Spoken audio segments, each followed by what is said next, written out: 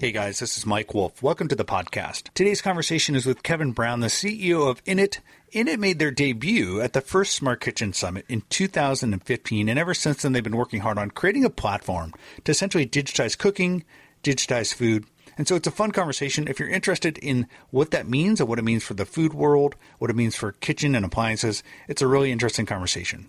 If you haven't already bought your tickets to Smart Kitchen Summit 2019 in October, you might want to do it now because ticket prices go up at the end of June. Just use the discount code podcast to get 25% off tickets. It's going to be a great conference. Kevin Brown, I'm sure, will be there, as well as lots of other companies in the space. If you don't already know this, we are on Spotify. The Food Tech Show is on Spotify. Go to Spotify, subscribe there if you haven't already subscribed. If you listen in iTunes or Apple Podcasts or whatever, give us a review. It always helps out. We appreciate it. All right, folks, let's get to the podcast. Hey, I'm excited to have Kevin Brown, the CEO of Innit, on the podcast today. How you doing, Kevin?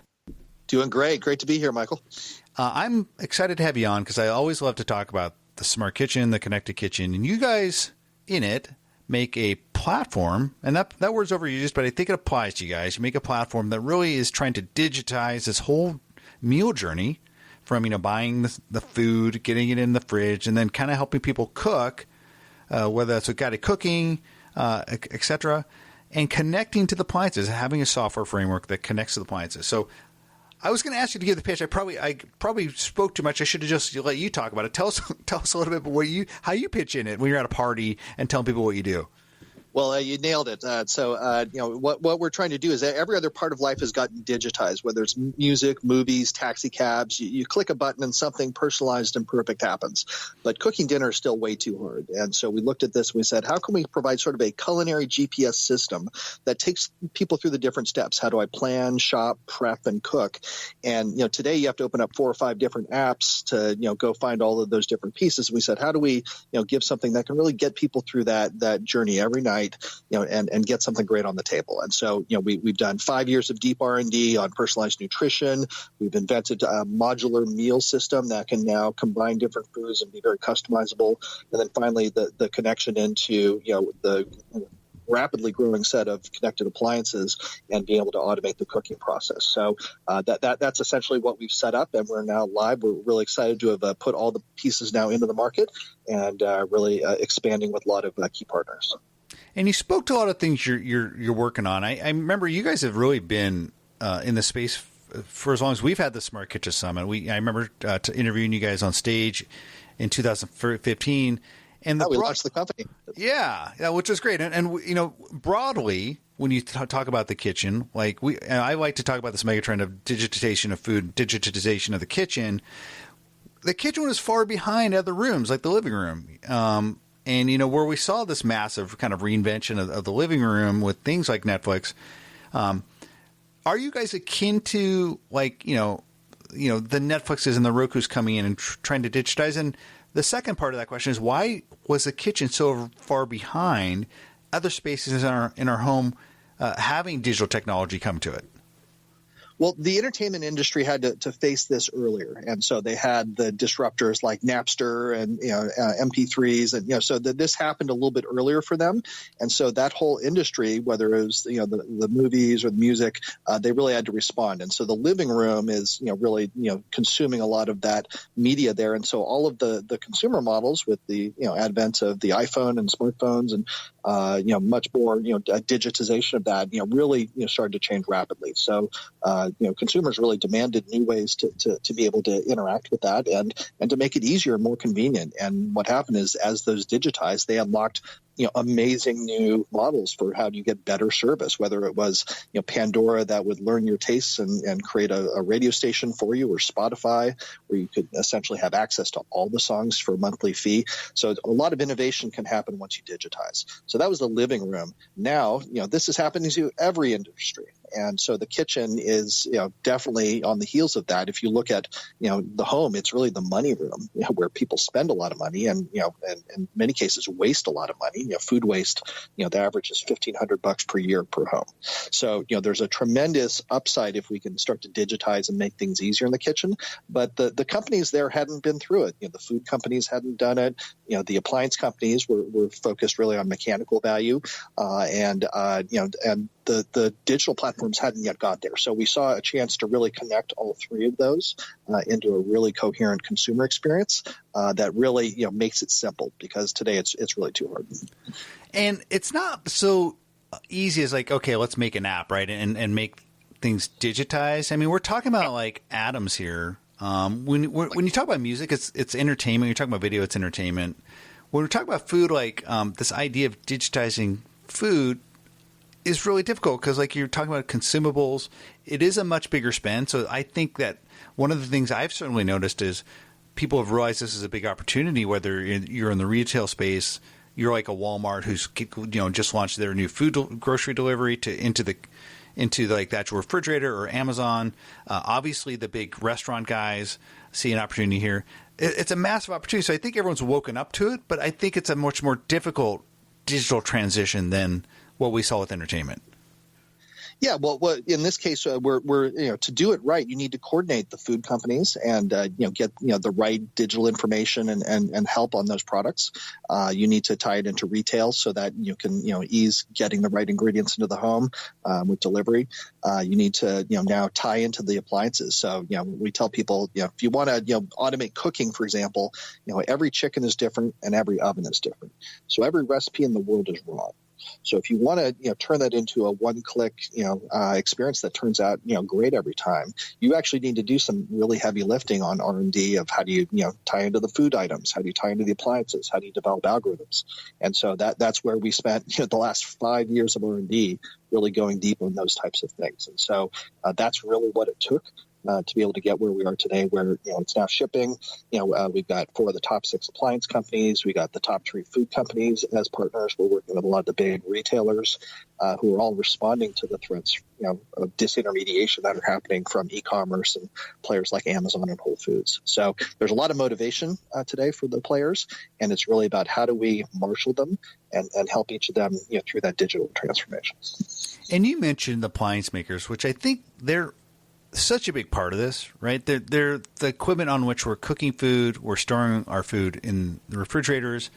They're massive investments for consumers, right? Like you're talking tens of thousands of dollars if you look at what oftentimes people spend on a kitchen remodel. And there's certainly are coming into the kitchen now and trying to digitize, but it's been a challenge, I think. I mean, if you look at if you go and into the showrooms and ask a salesperson, and to have these conversations with them, like connectivity oftentimes isn't one of the first things they know about. And oftentimes consumers aren't asking about it. And I think once you get connected appliances into the home, getting consumers to actually attach and use that Wi-Fi or whatever is difficult. And partly I think the problem is big appliance makers haven't really figured out how to make value of that connectivity spigot, right? How do you add a value-added service on top of the appliances, make it really valuable, as opposed to just building appliance, adding connectivity and calling it a day, right? I think maybe it's more a user-centric design consideration, and you try to figure out what the problems are for consumers, and then say how do we fix those through value-added digital services? Well, the analogy I would draw is the automotive sector. So, the automotive sector for a long time struggled with digitization. So they made their own GPS systems. They tried to have entertainment systems, and they were always pretty clunky. And people would just open up Waze or Google Maps, on their small screen. Even though it was smaller, it was still way better. It showed traffic. It worked better. And so, eventually the car makers got the idea that this wasn't their core competency, that you had to pull a lot of pieces together to have a great digital experience in the car. And so now they've started to really cooperate and play. And as you get into self-driving and other safety features, it's now a huge shift. The profit, the margins in a car are shifting from the mechanical, assemblies into the digital systems and services. So this is really transforming. Even old line slow companies are really changing their tune. Spending $1 billion at a time to acquire or to partner and develop these initiatives, because it's a survival issue now. It's just become very clear. And you had players like Tesla and Google that came in and really challenged it. So the kitchen is very, very similar. It's a large sort of consumer durable product. You're going to have it for 10 or 15 years. And it became obvious that you should spend the extra $5 to add the Wi-Fi chip. So every model, every producer is now shipping more and more of their appliances. The estimates are that we're going to get to something like 60 million large connected appliances in homes within the next 3 or 4 years. So we're going to have a massive set of things. They used to be boxes that got hot or cold inside. Now they're computers. And so, now the question is, how do we, sort of make that value for the consumer? Because just preheating from the couch, just basic, remote control, doesn't necessarily have that value. And so what we're doing is trying to layer a whole consumer experience is very much designed around that consumer problem set, around, what's for dinner, help me with the preparation. And then when I put that beautiful $30 piece of salmon in my new oven, how does it come out like the restaurant instead of, ruined? And so, this is where we're working very closely with those partners to bring that content, bring those services, connected to the food companies, connected to retail, basically take that whole meal journey and now have it, queued up for the user so that they can have a successful experience. And so this is creating an opportunity for them for new revenue streams. So, we're going to be launching our Innit Premium, which has, tailored recipes tied to the appliance that you purchase that are tested, using all of the advanced features to really get amazing results. And when we bring people into the labs or when we're out with consumer trials and talking to people, they love the outcome. And so we know there's value that we can deliver. And so this is now working together with those companies to start activating it. And so we've started to do a little bit of the marketing. It's going to start to move into the appliance retailers. So 2019 is really the year where that gets rolled out. I mean, in conceptual terms, right? I think it makes sense to say, hey, let's move to new business models. If you're talking to like an appliance executive and they say, yeah, that makes sense. Let's digitize. I want recurring revenue. I want a persistent relationship with the consumer. But I mean, are they going to be patient as we move towards there's that big upfront purchase, consumer's going to plop down $1,500, $2,000, $5,000 for a refrigerator. But it's going to take a little bit of time to figure out this recurring revenue thing. And are they going to be patient enough? Do they understand enough? And do you think there's the patience to kind of get through this, what I think is going to be a bit of a transition? Well, here's the good news is that, some of these companies don't only make appliances. So, some of them, for example, also make televisions. Yeah. Or electronics, and in both in Europe and Asia, there's a number of our partners that are in straddling these multiple businesses. And so if you sell televisions today, so you sell a $400 television, the consumer is going to pay $800 or $1,000 in subscription fees for the content that's going to flow over that television. So more and more of the profit for those businesses, it's already shifted. And so now you can't buy a TV, without it being bundled with, Netflix and Hulu and all of the services. So for some of these companies, they have a very, understandable, tangible, analogy within their own company that's helping them see this. And so, we're engaged at the C-level for most of these partners because they understand it's very strategic. And in fact, we can, do things, together that generate net new opportunity. And for them, in the long run, they're going to make more off the software and services and subscriptions than they are in manufacturing the device. I mean, do you think it's an analog to you in the entertainment space? Ultimately, over time, is a Netflix, and that like your movie studios are like the food providers and the food companies, and you're basically providing kind of interactive menu around which people kind of put together their diet, not of entertainment, but of food.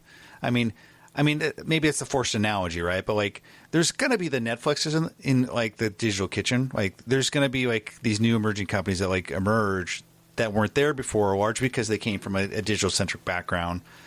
Is that what you're trying to be?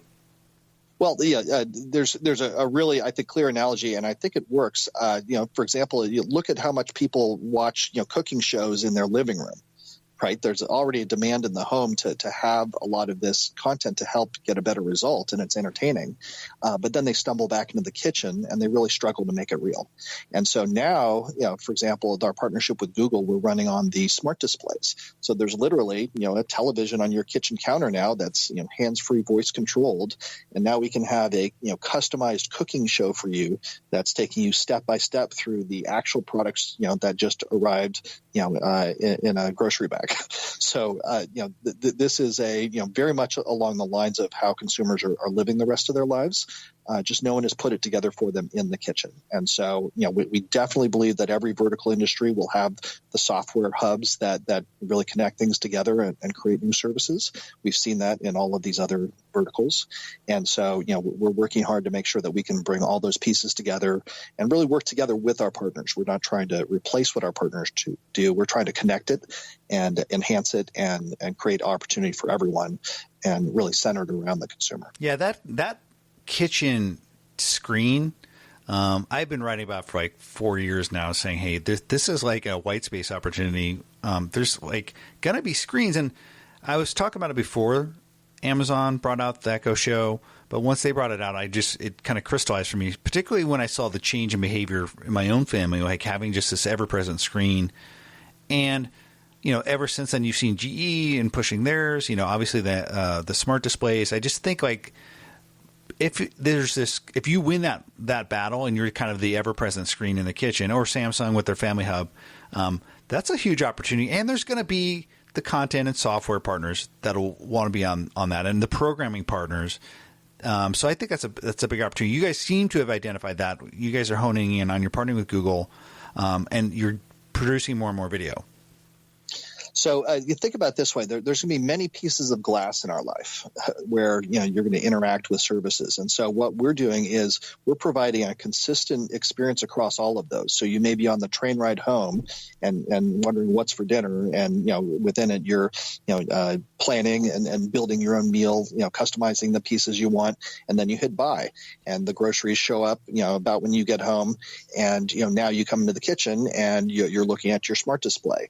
Then you walk over to your smart appliance, which also has a screen, and it's showing you something helpful to prepare the meal. So you're going to have a lot of different interfaces, eventually your AR glasses. So many different places to consume media or to interact. And what will be really important is how do you make that seamless? And so that's where we've been able to coordinate that. So you're planning something or putting in your preferences in one place, and they're now available everywhere. Kevin, you and I are like old tech guys. I think you came out of like kind of the tech and computing side of things. We've seen like some technology cycles, and there's always this iteration, right? And one of the things I'm seeing in food is we're seeing kind of everything old is new again. Some kind of first attempts, and then people are kind of going back to the drawing board. And I think we saw that with meal kits, right? So we've seen it with Meal Kit 1.0, Blue Apron. We've seen it with Chef, which you guys partnered with early. Although I think they had some interesting ideas, but you guys are trying to do meal kits now that are, I think, kind of like what I would firmly categorize in terms of Meal Kit 2.0. The first round, like Blue Apron, was a subscription. You kind of like had to order 2 weeks ahead of time. In this next round of meal kits, like you're seeing the grocery providers get in on it. You're seeing almost like instant kind of delivery the day of, also more customization. And you guys are also getting into that business, right? We learned a lot from Meal Kit 1.0. It really started to solve a problem. Like, at home, my wife was a little bit nervous with some of the different cooking techniques. And so having, the decision made of what's for dinner, it's shipped to you, it's the right quantities, it's, you have a nice meal card that showed you a couple steps. So that helped to build some confidence. It really started to address a problem that people are, ordering out 4 or 5 nights a week. They don't feel that great about it. They're trying to cook more at home, but maybe they're missing some of the skills, or it's still too hard, or they don't have time. So, it really started to address some of those core challenges in people's lives. It's really important, but it had a lot of fatal flaws. You show up with 10 pounds of ice packs and a giant cardboard box, and it's been in the mail for 2 days. And it wasn't necessarily optimal. It was a good, way to prototype it, in the market's view. But, for us, we looked at that and we said, well, all of the pieces are there. There's partners that are providing each of those pieces. No one's pulled it together. So what we said is we're going to pull together sort of, to virtualize that process. So now, with our, we've always had this modular customized meal approach. So that was a good fit. And then we've always gone deep with our food company partners to understand their products. How do we use them best? How do we have content and digital sort of information to use them? So we'd already done a lot of that groundwork, and we have all the personalized nutrition from our acquisition of Shopwell. So we basically combined all of that together. So now you can customize a meal according to your dietary preferences. You hit buy, it goes to 30 plus retailers across the country, and you can compare prices. You can pick someone that's down the street from you. So instead of the 10 pounds of ice packs, now it's coming just down the street, locally sourced. So it arrives on your doorstep, and then we take over with the step-by-step video guidance, tailored around your meal and the products that you just purchased. And then for those who have the automated appliances, we can even now send a 14-step Michelin star recipe to cook it. So we looked at that whole journey of how do I plan, shop, prepare, and cook. And we basically pulled together all the digital pieces so that each of those partners can have a better experience with the consumer.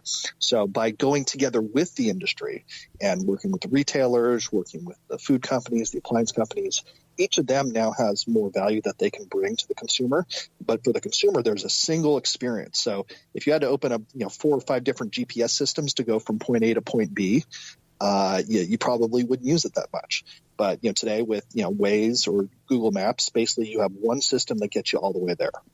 And so that's really what we're trying to do with that, that every single day march of how do I pull it all together to put a great meal on the table. Has there been any thought about, like, if you step back and look at the meal journey kind of holistically, like you're at these decision points where you're either going to cook, you're going to grocery shop. You may even like, hey, I want to maybe go out to eat. I mean, stepping back even further in the meal journey, if you're like in it and kind of giving people like an app to make these decisions, like would there be, hey, here's all the options you have. Well, you can go out to eat, you can order groceries, you have this food in your refrigerator. You know what I mean? Like as kind of stepping back further in that decision meal journey process and helping them. Absolutely, and we've had discussions with a number of folks just helping think about how do we really be consumer centric about this? How do we put ourselves in that position of so many moms and dads and sort of single people that are trying to eat healthier but struggling with just all of the logistics and the challenges, and really just help them sort of take this part of life and de-stress it, make it really fulfilling and personalized and just have it feel right. Looking forward, I still feel like that one of the challenges for this space is there's just a lot of, I think, kind of disconnectedness between appliances. People, there's different platforms that are competing. I have a mixed kitchen. Like I have 5 or 6 different brands in there. Yep. Like I still think that remains a challenge. There's just a lot of fragmentation, right? And in lieu of like a standard, like Wi-Fi for the kitchen, or something like that. What's the way forward? Like, how do we get like this stuff to work and kind of interconnect? And because I do think like that fragmentation will continue to be an issue. Well, and again, it's it's sort of like the meal kit 1.0. So it's sort of a predictable. We've seen it in technology markets as well. So we kind of had an anticipation of this. So the first step is that each of the companies said, well, we're going to build our own. And so we'll build our own remote control and, IoT kind of 1.0. And so, that ended up essentially being a remote control that would only work with that brand. And so to make dinner, you'd still have to open up 3 or 4 different apps to control your various brands of gadgets because everyone's got mixed kitchens, especially when you start talking about adding in small appliances that are getting connected. Yep. So you're going to have this, sort of, kind of Tower of Babel of all these different things. And it just, no one will want to do it. And we had that discussion on stage at a couple of years ago at Smart Kitchen Summit. So, with us, we said, look, we definitely want to be able to preserve the brand experience. That's why these companies want to do it themselves, so that they don't feel like they're being, kind of, just equaled or, sort of equalized across each other. You really want to feature the brand and have a good experience, for the new, brand new wall oven that you purchased. Let's say. So what we've done is we've worked together with the partners to create a good experience that's branded and sort of brings what they have to the table, whether it's their best features or capabilities, and then even embedding those into cook programs. So we've said let's do something that enhances the differentiation of each of those players, but for the consumer, they really need Switzerland. They need that universal remote that works across the whole meal journey, the whole kitchen. And so this is where we've taken a really independent business model. And we said, look, guys, we're going to work across the different brands. And and we're doing this because it's what's right for the consumer, and it's what we believe is the end game. And so, now we've got 4 of the top 6. We've just announced a couple of other big partners in the U.S. and Europe, and so we're really excited about that. And increasingly, that 1.0 mentality is sort of turning into the 2.0. That consumers are going to demand choice. They're going to demand systems that work together. And it's the first to have really done that with a deep integration into automated cooking. There's a number of systems that can essentially preheat your oven to 400, but if you want to really get a great result on your chicken, you're going to really have to do a lot deeper integration into those systems. We've been doing the Smart Kitchen Summit for 5 years now. If you were to look forward 5 years, what does the average consumer kitchen look like in terms of new technology and the ability to kind of fuse software with the cooking process? Where do you think it's going, and how widespread it will be? Yeah, this is a fun one. So first off, everything is going to have the Wi-Fi chip. Today it's $5. It'll be down to $2. It'll actually cost more to pry it off the boards that are being used to manufacture the interfaces. So everything will be connected. For example, Bosch said that every device leaving their factory will be connected by 2020. So we're definitely going to see that. Next is the expectation that it becomes easier to use. And it does useful things, and so that's where the hard work we've been doing we think is going to be moving much more into the sort of the standard way that appliances are sold. And so we're in process with exactly this effort for consumer education. With the retailers, when you unbox your new appliance or when it gets installed, there's a whole kit that starts to show you how it works.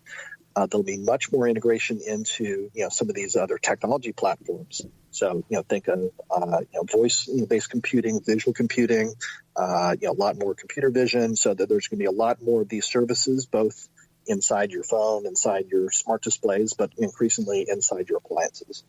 And so this is where once you get the connectivity, once you have some basic capabilities, you don't have to build a lot of cost. You just need that connectivity, and then what Innit's doing is we're doing that heavy lifting in the cloud. And so, once we get those basic elements in place, then we can continue to rapidly innovate and rapidly evolve it. And so when you buy an appliance, it gets more and more valuable every year instead of getting less and less valuable. So that's at the equipment and the types of technology services. What we're going to see is, sort of challengers like Amazon who are coming in are really motivating the industry to deliver digital services. So for the food companies and the retailers, what they realize is that, it could become very easy when people move from a physical shelf to now a digital purchase experience, that, their favorite brands may just not get picked anymore. And, what shows up may be, decided by, software somewhere. And so, this is where it's really, going to become critical for the food companies, for the retailers, to be able to create a digital relationship in the home with the consumer so that they stay relevant. And also, there's just these trends that we're seeing in food, such as disintermediation through technology. Also, I think there's more direct relationships of potentially for food brands, through subscriptions or whatever. And if you're an appliance maker, you can completely change your business model. You can become something else. It basically opens a new door to a second life. And so I think that's exciting. And I think in 5 years from now, we'll kind of see that more fully realized. Well, when we built our company, we realized that these were totally, sort of separated worlds that weren't connecting. So we built a company that could bridge that. So we have, my co-founder was running $10 billion food businesses. I'd been building technology companies and running them for the last 20 years in Silicon Valley. We have, appliance people. We have, culinary experts. So we had to bring together all of those pieces to build a model that would be coherent to each of the participants. You have to really translate it into their business strategy and their language to get them on board. And so that's been a lot of the effort, is helping everyone from these different perspectives see the whole of what's going to happen in the kitchen, and all of the efforts that you've had to help unlock that and show people have also been an important part of the equation. So we have to collectively agree on where it's going. And what we've seen is a lot of agreement now on that consumer journey. So that, from a design thinking point of view, that whole plan, shop, prep, cook, everyone's converging onto that. And so this is really helping, because each of the players can then see, what's my part in this step? what's my part in the next step? And that's helping them say yes to proposals and say yes to initiatives that really move in the right direction. And they definitely have there's it's always fear and greed. So there's definitely more money to be made, but there's also a lot of concern that if they don't modernize, that they're going to be exposed to a lot more competition and really be at risk. So this is the environment we're navigating. They're companies that are used to going slow sometimes, and that they're trying to speed up. So this is where the industry leaders can really come together and find ways to go a little bit faster. Where can people find out more about Innit? Well, Innit.com is a great way. Come see us at the Smart Kitchen Summit. Feel free to reach out. We really love to talk about each of the different pieces that affect the consumer, and we're partnering with a pretty wide variety of companies. And so, for the folks that are on this podcast, a lot of you are going to be industry insiders and people making decisions for your company. So we'd love to talk to you about how you're seeing it, share some notes, and see if there's ways that we can work together to help the consumer get dinner on the table. All right, Kevin. As always, thanks a lot. It's good talking to you. Absolutely. Good to be here.